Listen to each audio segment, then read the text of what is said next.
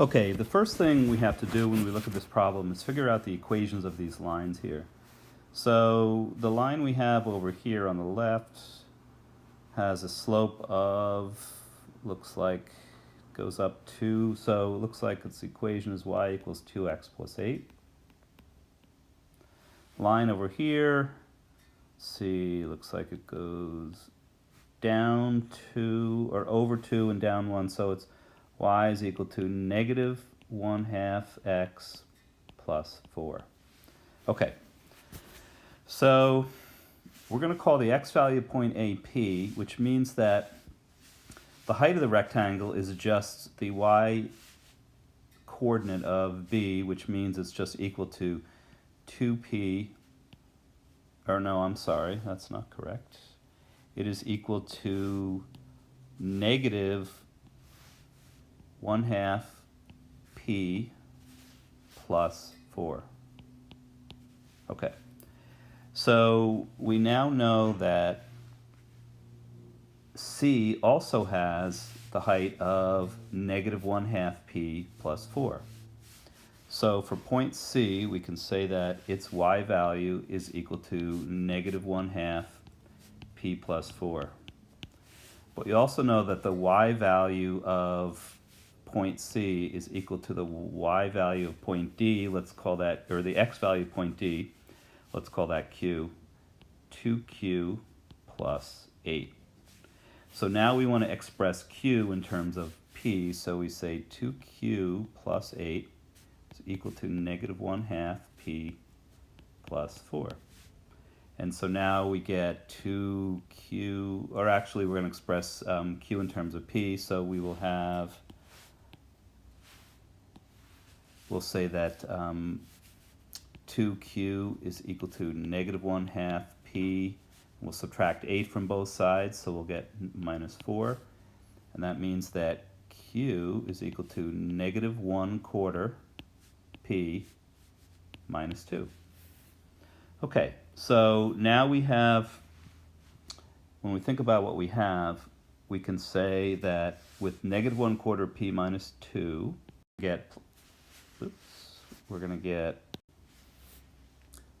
we can express the height and the width of the rectangle. So we said that Q is equal to negative 1/2 P minus 2. We know that the height of the rectangle is equal to, so we'll say the height is equal to just the y value of our point, which we said was negative 1/2 P plus 4. The width of our rectangle is equal to our P value minus our Q value, which is going to be equal to P minus negative 1/2 P minus 2, which is equal to P plus 1/2 P plus 2, which is equal to 3/2 P plus 2. Okay, so this is the width of our rectangle, and this is the height of our rectangle. So then the area, we'll do this down here, is equal to 3/2 P plus 2 times negative 1/2 P plus 4. That's going to give us, multiply 3/2 P times negative 1/2 P, and that's going to give us negative 3/4 P squared. And then 3/2 P times 4, so we're going to get plus 12/2 or plus 6P. And then we're going to get minus 2 times negative 1/2 P will give us minus P. And then we're going to have 2 times 4 is going to give us positive 8. So here's what we end up with. Negative 3/4 P squared plus 5P plus 8, and that is equal to the area. Okay, now we want to find the position of A, or in other words, the value of P, that will yield a rectangle of maximum area. So we know, because this is negative here, that our our parabola opens downward. So when we get to the vertex, that's going to give us our maximum area.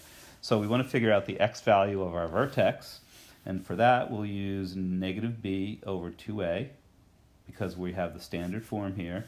So we're going to end up with negative 5 over 2 times negative 3/4, which will give us, it's going to end up being positive 5 over 6/4, which is the same as 5 over 1 multiplied by the reciprocal of our denominator, 4/6, which is going to equal 20 over 6, which is going to equal to 10 over 3, or 3 1/3. The area then is what we get when we plug that value into our equation. And so when we do that, we're going to get negative 3/4 times 10/3 squared plus 5 times 10/3 plus 8, which is going to give us, so 10/3 squared is 100 over 9 times negative 3/4 is going to be negative 300 over 36, plus 5 times 10 over 3 is going to give us 50 over 3, plus 8. Okay, now we're certainly going to be able to do some fairly major simplifying here. Okay, so now we'll say negative 300, so we can divide out a negative 300, we can divide top and bottom by 12, so we're going to end up with negative 25 over 3 plus 50 over 3 plus, we'll convert 8 to thirds, so we'll say 24 over 3, and that's going to give us positive 25 thirds plus 24 over 3 gives us 49 over 3 as our maximum area. Okay, problem done. Also know that my, okay, moving right along, we now have the gateway arch. We're told it's parabolic, and we are given really 3 points. So we're told that the total width is 162 meters. So we'll say one of our bottom points is at 0, 0, the other's at 162, 0, and we're also told that 1 meter in, the height is 4.55 meters. Okay, so what we need to do is figure out what is the height of this arch. Okay, so here's what we know. We know that in the intercept form, we have that the equation for this thing, f of x, is equal to some value a times x minus 0, or just x, times x minus 162. And when we multiply it out, that ends up giving us ax squared minus a times x times negative 162, or so 162ax. Okay, so this is the equation. Now we also know that when x is equal to 1, we get a y value of 4.55, which means that we can set this equal to a times 1 squared minus 162 times a, which means that we get an a minus 162a, or negative 161a. Okay, so that means that our a value we can set that 4.55 is equal to negative 161a. Forgot the 1 there. And so that means that a is equal to 4.55 over negative 161. Okay, and when I do the calculation here, I get that a, oops, let's go back to black, a is equal to negative 0.02826. And then when I plug my, so the other thing now I know is that we have the equation f of x is equal to negative 0.02826 times x squared, and then plus 4.578x, and that's our whole equation. When I plug in my value for the vertex, because I know the vertex has to have an x value of 81, which is halfway between these two intercepts. When I plug that in, so I do f of 81, I end up with a value of 185.42. That's the height of my arch in meters. Okay, again, just to recapitulate, what we did was we said that because we know the two intercepts at 0 and at 162, we can use the intercept, or rather the factored form. So we have the general form of a times x minus 162, which when we work it through is ax squared minus 162ax. We can also replace our f of x with 4.55 when x is equal to 1, which ends up giving us 4.55 equals a times 1 squared minus 162 times a times x, which is again 1. And then when we simplify this, we end up with 1a minus 162a, which gives us that 4.55 equals negative 161a. A then is equal to this negative 0.02826. My vertex has to have an x value of 81, and so when I plug 81 into my equation, I end up with f of 81 is equal to 185.42, which gives me the height here. So the coordinates of this would be 81, 185.42. Okay, so the arch is slightly higher than it is wide, just if you're interested. Okay, so then the next thing we're asked is, well, what if an airplane with a wingspan of 40 meters tries to fly through the arch at an altitude of 170 meters? And the question is, can the plane make it without tilting? So now we're saying we want to see if, when we have this situation,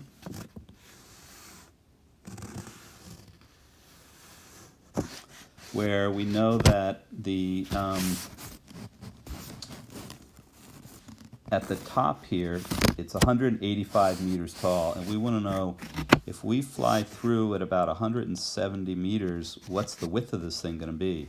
Is it 40 meters or more from there to there? So what I'm going to do is I'm going to see where this equation, y is equal to 170, intersects with my other equation, where we said y is equal to negative 0.02826x squared plus 4.578x. Okay, so when I set them equal to each other, I get 170 equals negative 0.02826x squared plus 4.578x. And then I set it equal to 0, so I end up with negative 0.02826x squared plus 4.578x minus 170 equals 0. And I want to find the two intersection points. And so I'm going to use the quadratic formula. Obviously, this is one you're going to do in your calculator. And when you do this, you're going to end up with x values of 57.6 as our first intercept. So that would be the x value of this point here. And then our second, we got 104.4. And when we subtract here, 104.4 minus 57.6, we end up with a total of 42.4, 46.8. So this is barely room for the plane to fly through. This is slightly more than 40 meters. So yes, the plane can fly through. No, it's not a good idea. 2 squared, and that together Sorry. Okay, next problem. We want to look at the general equation of all quadratic functions that have roots 3 plus 2 root 2 and 3 minus 2 root 2. Okay, so you'll often see roots in this form, and again, because we know that in this case our x value of the vertex is going to be equal to 3, because 3 is halfway between these two intercepts. But what we're going to do is we're going to say that f of x is equal to a times x minus our first intercept, plus 2 root 2, times x minus our second root, minus 2 root 2. Okay, and so let's see what we have here. We're going to get a times x minus 3 minus 2 root 2 times x minus 3 plus 2 root 2. Okay, so now we have to do out this multiplication. We have x minus 3 minus 2 root 2, and we have x minus 3 plus 2 root 2. Okay, so what we end up with is we have x squared minus 3x minus 2 root 2x minus 3x plus 9 plus 6 root 2 plus 2 root 2x minus 6 root 2, and then finally minus 2 times 2 is going to give us 4 times 2, or 8, so it's minus 8. So when we put this all together, we end up with this and this canceling out, this and this canceling out, so we end up with x squared minus, or this should be minus 3x here, minus 6x plus 9 minus 8, or x squared minus 6x plus 1, and then all of this is multiplied by a, which we left out before. So we have a times x squared minus 6x plus 1. This is the general equation of all quadratic functions that have roots at 3 plus 2 root 2 and 3 minus 2 root 2. Okay, next problem here. Okay, general equation of all quadratics that pass through the points 1, 4, and 3, 6 in the standard form ax squared plus bx plus c, with b and c expressed in terms of a. Okay, so here's what we can set up. Using the standard form, we can say that 4 is equal to a times 1 squared plus b times 1 plus c, or equal to a plus b plus c. We can also say that 6 is equal to a times 3 squared plus b times 3 plus c, or equal to 9a plus 3b plus c. Okay, so we're going to subtract the two equations. So we have 6 is equal to 9a plus 3b plus c, and 4 is equal to a plus b plus c. And when we subtract, we get 2 is equal to 8a plus 2b, c's cancel out, which means that 1 is equal to a, or 4a, plus b. So b therefore is equal to 1 minus 4a. Okay, so now let's go back to this equation. 4 equals a plus b plus c, and we can say that 4 is equal to a plus 1 minus 4a plus c, because now we've replaced b, this b in a plus b plus c, we've replaced it with 1 minus 4a. And so now we're going to end up, when we simplify, 4 is equal to a plus 1 minus 4a, or 1 minus 3a plus c, which means that we can say 3 plus 3a is equal to c. So now we can say that we have expressed c in terms of a, we've expressed b in terms of a, so we can say that our general equation is f of x is equal to ax squared plus b, or 1 minus 4a. Oops. So I'll say 1 minus 4a times x plus c, which we said is plus 3a plus 3. Okay, so that's the general form of all quadratics that go through the points 1, 4, and 3, 6.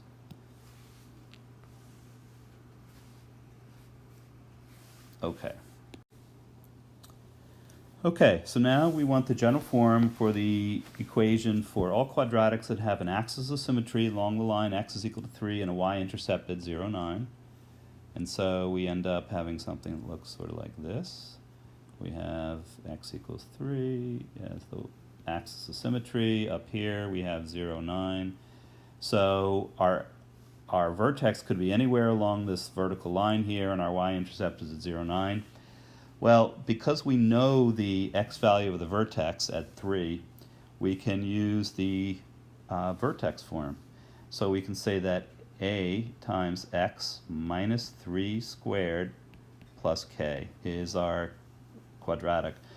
We also know that our y-intercept is 9, and in this form our y-intercept, when we replace x with 0, we're going to get a times 0 minus 3 squared plus k, which means that this would have to equal our y-intercept, so this must equal 9.